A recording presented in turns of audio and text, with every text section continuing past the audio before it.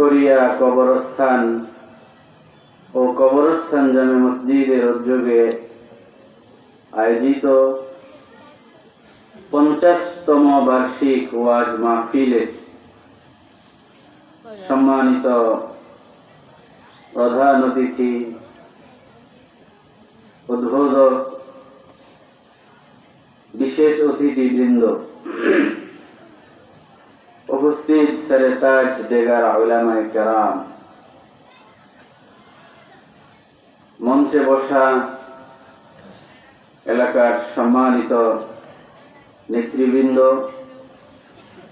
মঞ্চে আমার সামনে বসা আছেন ইসলাম প্রিয়, দিন প্রিয় মুরব্বী বাবারা, যুবক ভাইরা, পর্দার অন্তরালে বসা আছে আবেদা জাহেদা, আমার দিনদার মা ও বোনেরা।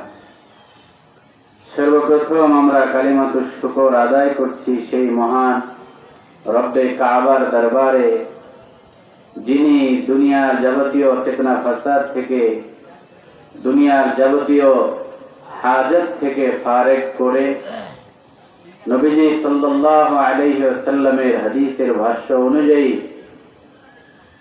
দুনিয়ার জমিনের জান্নাতের বাগানে আসবার বসবার তৌফিক দান করেছেন। দিন থেকে শুকরিয়া আদায় করছি, আলহামদুলিল্লাহ। আলহামদুলিল্লাহ, যে পরিমাণ আওয়াজ আপনারা দিয়েছেন তাতে মোটামুটি বোঝা গেছে মানিকগঞ্জে শীত পড়ে গেছে এবং আপনারাও কিছুটা জমে গেছেন। হ্যাঁ, এই কারণে আওয়াজ আসতে হয়েছে। আমি আপনাদের এখানে পুরান মানুষ, আগেও আসছি একাধিকবার। আপনারা আমারে খুব মহব্বত করেন, আমিও আপনাদেরকে খুব মহব্বত করি। এ কারণে আপনারা ডাকলেই আমি চলে আসি। তো মহব্বতের দাবি থেকে আমি প্রথমে একটা আবৃত্তি আপনাদের কাছে করি। সেটা হলো, এই যে সামনে কিছু খালি জায়গা, ফাঁকা জায়গা, এখানে আমরা যারা বসা আছি, আমরাই যে মাহফিলের শ্রোতা তা কিন্তু না, আরো কিছু মানুষজন বাইরে আছে, ওনারাও আসবেন আস্তে ধীরে। তো এখন আমরা আগে আইসা যদি পিছনে বসে থাকি আর ওনারা যদি পরে আইসা সামনে বসে যায়, তাহলে বিষয়টা কেমন হইলো? আমরা ঠকে গেলাম না? বলেন। দাওয়াত খাইতে গেলে, যেখানে গণ দাওয়াত, মনে করেন হাজার হাজার মানুষ, চেয়ারের পিছনে কি আমরা হাত বান্ধা দাঁড়ায় থাকি, নাকি মার ধর ঠেলাঠেলি করে আগে বয়? কোনটা?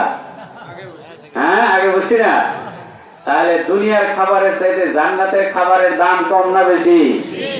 তাহলে পিছনে থাকবেন না সামনে আসবেন? তাহলে সামনের জায়গাগুলো পূরণ করে একটু সামনে আগে আসেন। লা ইলাহা ইল্লাল্লাহ, একটু হরকত করেন বাবা, একটু আসেন, সামনের জায়গাগুলো পূরণ করে বসলে ভালো হবে। যুবক ভাইরা উঠে যাও, যুবক ভাইরা। হ্যাঁ, মুরব্বীরা বসে থাক, যুবক ভাইরা বাস মাঝে মাঝে যে ফাঁকা জায়গাগুলো আছে বসে গেলে মজমাটা সুন্দর হবে। জি, জিকিরে লা ইলাহা ইল্লাল্লাহ, লা ইলাহা ইল্লাল্লাহ, লা ইলাহা ইল্লাল্লাহ। আরেকটু মাশাআল্লাহ, যুবক ভাই, এই যে মাঝখানে জায়গা খালি, এগুলো অসুন্দর দেখা যায়। জি, লা ইলাহা, এই তো মাশাআল্লাহ। হ্যাঁ, এই তো সুন্দর হয়ে যেতেছে। আরেকটু এই যে সামনে খালি জায়গাগুলো আছে, একটু আগে আসেন বাবারা, যুবক ভাইরা, একটু আগে আসো, জিনিসটা সুন্দর হবে, মজমাটা সুন্দর দেখা যাবে। কোরআনের মজমা যত সুন্দর হয় তত সওয়াব হবে। এই তো মাশাআল্লাহ। লা ইলাহা ইল্লাল্লাহ, লা ইলাহা ইল্লাল্লাহ, লা ইলাহা ইল্লাল্লাহ, লা ইলাহা ইল্লাল্লাহ, লা ইলাহা ইল্লাল্লাহ, লা ইলাহা ইল্লাল্লাহ, মুহাম্মাদুর রাসূলুল্লাহ সাল্লাল্লাহু আলাইহি ওয়াসাল্লাম। এবার যে সমস্ত ভাইরা আসবে তাদেরকে ওইদিকে পিছনে জায়গা দিয়ে দিবে, পিছনে জায়গা আছে। হ্যাঁ, মাশাআল্লাহ। এরপরে পরিচিত মানুষ অনেকদিন পরে দেখা হইলে নবীজি সাল্লাল্লাহু আলাইহি সাল্লামের সুন্নাত হলো একটু হাল কুশি করা, হ্যাঁ, হালতটাকে জেনে নেওয়া, জিজ্ঞেস করা, এটা সুন্নাত। মুসলমান ভাইয়ের সাথে দেখা হলে সালাম দিতে হয়, হালত জিজ্ঞাসা করতে হয়। নবীজি এটা করতে, আমি তো আপনাদের পরিচিত মানুষ, তা আমারও এটা দায়িত্ব সুন্নাত আদায় করা। আমি ভালো আছি আলহামদুলিল্লাহ, আপনারা ভালো আছেন? আলহামদুলিল্লাহ, খুশি হইলাম। আল্লাহ তাআলা আমাকে, আপনাকে, আপনাদের সবাইকে এরকম সুস্থতার নিয়ামত, সুন্দর জীবন, হায়াতে তাইয়্যিবা, নেক হায়াত এবং হালাল রিজিক দিয়া জীবনের শেষ দিন পর্যন্ত বাঁচিয়ে রাখো। আবেগ দিয়ে বলি আমিন। এরপরে আসেন, রাত্র মোটামুটি 10টা বেশি বেজে গেছে। আমরা খুব বেশি রাত্র করবো না, 12টার আগেই ছেড়ে দেবো ইনশাআল্লাহ। এই কারণে সময় নষ্ট করা যাবে না। আপনারা আমার দিকে খুব মনোযোগ দিয়ে তাকায় থাকেন। হ্যাঁ, এখন আসলে মাহফিল গুলা হয়ে গেছে, মনে করেন আগে তো মাহফিল ছিল, যে মাহফিলে গেলে মানুষজন একটু চোখে পানি ফেলতো, কান্না করতো, মুরব্বীদের জন্য দোয়া করতো, মনটা নরম হইতো, মানুষজন নামাজি হইতো, দ্বীনের প্রতি সচেতন হইতো। এখন মাহফিল গুলা আস্তে আস্তে কমার্শিয়াল হয়ে যেতেছে। বক্তা যত হাসাইতে পারে আর শ্রোতারা যত হাসাহাসি দিয়া গড়াগড়ি করতে পারে, বয়ান তত সুন্দর হইছে। চিৎকার করে বলেন ঠিক না ভাই? ঠিক। চোখে পানি নাই, হাসি আছে, কৌতুক আছে, নাটক আছে। তো মাহফিল তো হাসি, কৌতুক, নাটক এগুলোর জন্য না। মাহফিলে আসছি তো আমরা একটু চোখের পানি ফেলবো, কান্না করব। এখানে কবরস্থান, আপনাদের অনেক পুরাতন কবরস্থান, মা বাবা, দাদা দাদি, নানা নানি, আত্মীয় স্বজন এখানে শোয়া আমাদের। তাদের জন্য দিল ভরা আবেগ নিয়া, চোখ ভরা পানি নিয়া, কলিজা ছেড়া আওয়াজ নিয়া আল্লাহর কাছে দোয়া করবো। এই জন্যই তো মাহফিলে আসছি, ঠিক কিনা বলে? এই কারণে আমার দিকে মনোযোগ দিয়ে তাকায় থাকবেন। আমি তো হাসাইতেও পারবো না, কৌতুক করতে পারবো না, পারিও না। আমি মুক্তাসার কিছু কথা যে আয়াত তেলাওয়াত করছি, আয়াতটাকে সামনে রেখে বলবো। বাকি আল্লাহ তাআলা, আমার বলার কোনো যোগ্যতা নাই, ইস্তেদাদ নাই। আমার জবান থেকে এমন কিছু কথা বের করে দে যে কথাগুলি প্রথমে আমি নিজে আমল করতে পারি, আমার নিজের প্রয়োজন, এরপরে আমরা সবাই আমল করতে পারি, আমাদের সবার প্রয়োজন। এমন কিছু কথা আল্লাহ তাআলা বের করে দেখ, বলি আমিন। আমার ভাইরা, আমি আপনাদের সামনে পবিত্র কুরআনুল কারীমের 28 নম্বর পারা 7 নম্বর পৃষ্ঠা থেকে একখানা আয়াত তেলাওয়াত করেছি, সূরাতুল হাশরের আয়াত। নবীজি সাল্লাল্লাহু আলাইহি ওয়াসাল্লামের অনেক সংখ্যক হাদিস থেকে একখানা হাদিস তেলাওয়াত করেছি। আমি সরাসরি আয়াতেই চলে যাই, আমার দিকে তাকান আপনারা। এটা কবরস্থানের মাহফিল, এখানে আমি আয়াতটাও এইভাবেই তেলাওয়াত করি। আয়াতের মধ্যে আল্লাহ তাআলা কি বলতেছেন? আয়াতের মধ্যে আল্লাহ তাআলা বলেন, ইয়া আইয়ুহাল্লাযীনা আমানুত্তাকুল্লাহ ওয়াল তানজুর নাফসুম মা কদ্দামাত লিগাদ ওয়াত্তাকুল্লাহ ইন্নাল্লাহা খাবীরুম বিমা তা'মালুন। এই আয়াতে আল্লাহ তাআলা আপনাকে আর আমাকে ডেকে ডেকে বলতেছেন, ইয়া আইয়ুহাল্লাযীনা আমানুত্তাকুল্লাহ, হে ঈমানদারগণ, তোমরা আমি আল্লাহকে ভয় করো। তাকওয়ার কথা আল্লাহ তাআলা বলছেন, এটা প্রথম কথা। এটা নিয়ে আজকে আমার আলোচনা না। দ্বিতীয়ত আল্লাহ তাআলা বলছেন, ওয়াল তানজুর নাফসুম মা কদ্দামাত লিগাদ।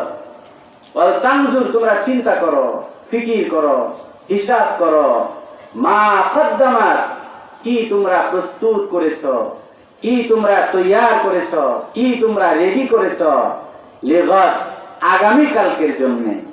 আগামী কালকে ব্যাখ্যা মুফাসসিরিনে কেরাম বলছেন, আগামী কালকে মানে হলো কবরের জগৎ।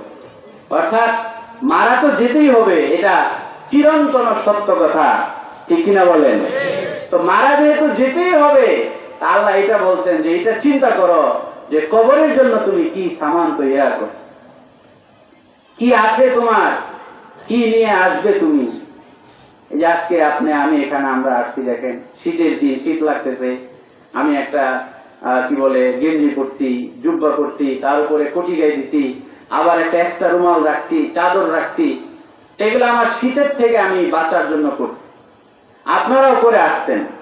এই যে কবরস্থানে যারা শুয়ে আছে, শীত কি শুধু আমাদের জন্যই না, তাদের জন্য আছে বলেন। কিন্তু তারা চাইলে কি কবরে একটা শীতের কাপড় নিতে পারবে? চাইলে একটা চাদর নিতে পারবে না বাবা। দুনিয়ার চাদর, দুনিয়ার শীতের কাপড়, দুনিয়ার মোটা কম্বল, এগুলো দুনিয়াতেই চলে, কবরে এগুলো চলে না। কবরের শীত থেকে বাঁচার জন্য যা লাগবে সেটা হলো নেকি অর্জন করা। এটাকেই আল্লাহ বলছেন ওয়াল তানজুর নাফসুম মা কাদ্দামাত লিগাদ, যে তুমি চিন্তা করে দেখো কবরের জগতে ভালো থাকবার জন্য তুমি কি কি করছো। এখন এই চিন্তাটা কে করবে? ওয়াল তানজুর নাফসুন, আল্লাহ তাআলা এখানে নাফসুন শব্দটাকে আনছেন। কোরআন শরীফের একটা জের জবর আল্লাহ তাআলা আপনার অনর্থক নাজিল করেন নাই। প্রত্যেকটা শব্দ অনেক অনেক পৃষ্ঠার পর পৃষ্ঠা তাফসীরের অবকাশ রাখে। নাফসুন শব্দটা আল্লাহ তাআলা এখানে বাড়ায় দিয়েছেন ওয়াল তানজুর নাফসুন, যে প্রত্যেকেই তোমরা চিন্তা করো। প্রত্যেকেই মানে হলো যে মায়ের চিন্তা মাকেই করতে হবে, মায়ের চিন্তা সন্তান করবে না। বাবার চিন্তা বাবাকেই করতে হবে, বাবার চিন্তা সন্তান করবে না। সন্তানের চিন্তা সন্তানকেই করতে হবে, মা বাবা করবে না। স্বামীর চিন্তা স্বামীকেই করতে হবে, স্ত্রী করবে না। স্ত্রীর চিন্তা স্ত্রীকেই করতে হবে, স্বামী করবে না। ওয়াল তানজুর নাফসুন, প্রত্যেকেই যার যার নাফস নিজেকে নিয়ে চিন্তা করার কথা আল্লাহ তাআলা আয়াতে বলেছেন। তো বাবা, দুনিয়াতে তো আমরা কত কিছুর জন্যই কত কিছুর চিন্তাই তো করি, কি বলেন? হ্যাঁ, আমরা যারা ব্যবসা করি, ব্যবসা কিভাবে ভালো হবে, কিভাবে এটা অগ্রসর হবে, কিভাবে আমি বেশি লাভবান হতে পারি, এটা নিয়ে আমি অনেক প্ল্যান করি, প্রোগ্রাম করি, পরিকল্পনা করি, ঠিক না? ঠিক বলেন।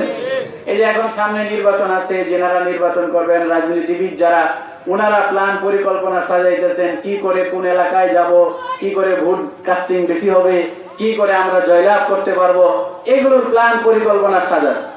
তো দেখা গেছে যে আমরা দুনিয়ার সব জায়গায় আপন আপন জায়গা থেকে দুনিয়াবি লাইনে কিভাবে আগানো যায় এই পরিকল্পনা আমরা করি, কিন্তু কবরের জগতে যাইয়া আমাদের যে অনন্ত অসীম কাল সেখানে থাকতে হবে, ওইটা নিয়ে আমাদের ফিকির একটু কম। আল্লাহ তাআলা এটা নিয়েই ফিকির করতে বলছেন। আমরা যেন কবরের জগৎ নিয়েও কিছু ফিকির করতে পারি, শুধু দুনিয়া নিয়ে পড়ে না থাকি। আল্লাহ তাআলা আমাদের দুনিয়াটাকে দিন উপার্জনের মাধ্যম বানায় দেখ, বলি আমিন। আমার ভাইরা, এই যে কবরস্থানের এখানে আমরা বসে আছি, সামনে কোরআন এবং হাদিসের মাহফিল চলছে আজকে, এইরকম একটা কবরস্থানের ঘটনা আমি আপনাদেরকে শোনাই। হযরত মালিক বিন দিনার রাহমাতুল্লাহ আলাইহি, নাম কি বললাম বলেন? মালিক বিন দিনার রাহমাতুল্লাহ আলাইহি। উনি একদিন এরকম রাস্তা দিয়ে হাইটে যেতেন, অনেক বড় বুজুর্গ, হ্যাঁ অনেক বড় ওলি ছিলেন। তো মালিক বিন দিনার রাহমাতুল্লাহ আলাইহি হেঁটে যাচ্ছেন রাস্তা দিয়ে, তো দেখে যে এরকম কবরস্থানের ভিতরে, কবরস্থানের মাঝখানে দুইজন মানব রূপী ফেরেশতা মানুষের রূপ ধারণ করে করে কথা বলতেছেন। তো যেই দুইজন কথা বলতেছেন, এনারা কি মানুষ না ফেরেশতা বলেন? ফেরেশতা। তো ওলি যারা, বুজুর্গ যারা, তাদের কাজ থাকে, কারামত থাকে, এনারা অনেক কিছু জানতে পারেন, বুঝতে পারেন। হ্যাঁ, হযরত মালিক বিন দিনার রাহমাতুল্লাহ আলাইহি, আমি বুঝাইতে চাইতেছি আপনাদেরকে যে বুজুর্গরা, ওলিরা কবরকে কত ভয় পাইতেন, সাহাবায়ে কেরাম কবরকে কত ভয় পাইতেন, কবর কত কঠিন জায়গা, ভয়ের জায়গা, এটা বোঝানোর জন্য বলছি। তো মালিক বিন দিনার রাহমাতুল্লাহ আলাইহি খেয়াল করে দেখলেন যে দুইজন ফেরেশতা কবরস্থানের মাঝখানে বসে বসে কথা বলতেছে। তো উনি একটু দূর থেকে দাঁড়ায় দেখলেন, দেখার পরে ওনার কৌতূহল হলো, যেহেতু ফেরেশতা দুইজনকে পেয়ে গেলাম, হ্যাঁ পাশ কাটায় চলে কি করে যাই, যাই একটু ওনাদের সাথে কথা বলি, সালাম কালাম করি। হ্যাঁ, এই চিন্তা থেকে মালিক বিন দিনার রাহমাতুল্লাহ আলাইহি দুজনের কাছে গেলেন, যে সালাম দিলেন। সালাম দেওয়ার পরে সালামের জবাব হলো, হাল কুর্তি করলেন। করার পরে হযরত মালিক বিন দিনার রাহমাতুল্লাহ আলাইহি ওনাদের পরিচয় তো আগেই পাইতেন। হ্যাঁ, তো মালিক বিন দিনার রাহমাতুল্লাহ আলাইহি সরাসরি জিজ্ঞাসা করলেন, আল্লাহর তৈরি ফেরেশতারা কবরের মাঝে, কবরস্থানে, কবরের উপরে, কবরের কিনারায় বসে বসে আপনাদের দুজনকে দেখলাম কি নিয়ে জানি আলোচনা করতেছিলেন গো।